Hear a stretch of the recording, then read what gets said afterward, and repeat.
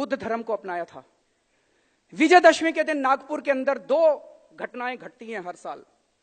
RSS के headquarter के अंदर शस्त्र पूजा होती है और नागपुर के अंदर भारी तादाद में पूरे देश से, दलित समाज से लोग इकट्ठे होते हैं और बाबा साहब अंबेडकर को याद करते हैं जिस दिन उन्होंने अपना धर्म परिवर्तन किया था।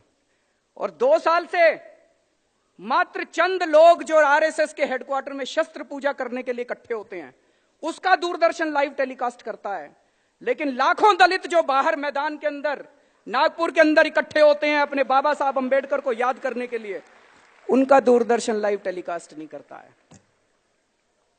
अभी आप सबने एनसीईआरटी सुना होगा, national council for educational research and training. NCERT उसकी जो राष्ट्रीय परिषद है, उस राष्ट्रीय परिषद के जो चेयरमैन है वो यूनियन एचआरडी मिनिस्टर होती हैं, स्मृति ईरानी जी उसकी चेयरपर्सन है। और उसके जो मेंबर होते हैं वो देश के जितने राज्य हैं, हर राज्य का शिक्षा मंत्री उसका मेंबर होता है। अभी पिछले हफ्ते उनकी मीटिंग हुई। मनीष सिसोदिया जी दिल्ली के शिक्षा मंत्री हैं, इनको वहां जाने का मौका मिला। ये वहां गए और लौटने के बाद ये पूरा किस्सा मुझे बता रहे थे कि उस मीटिंग में क्या हुआ। एनसीईआरटी की मीटिंग में इन्होंने बताया 5 मिनट, पहले 5 मिनट में जो उनका फॉर्मल एजेंडा था वो पूरा कर लिया और उसके बाद चर्चा शुरू हुई। उसमें कई बीजेपी शासित राज्यों के भी शिक्षा मंत्री थे। चर्चा शुरू हुई कि सावरकर को स्कूलों के सिलेबस में लाया जाना चाहिए कि नहीं लाया जाना चाहिए। मनीष ने उसका विरोध किया। आधा घंटा, पौना घंटा इसकी चर्चा चली कि सावरकर को स्कूलों में पढ़ाना चाहिए कि नहीं पढ़ाना चाहिए। जब मनीष ने विरोध किया, उनको लगा बाहर बात फैल जाएगी, तो स्मृति जी कहते हैं नहीं, इसको बात को यहीं खत्म करते हैं, हम नई शिक्षा नीति बना रहे हैं, उसमें डाल देंगे इसको, बाद में आपको बताएंगे इसके बारे में।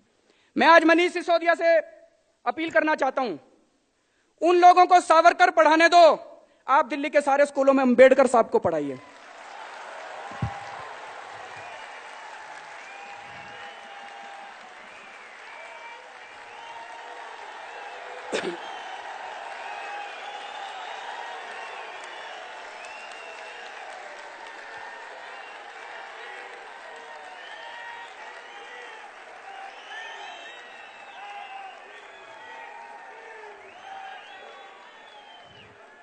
बाबा साहब के जीवन,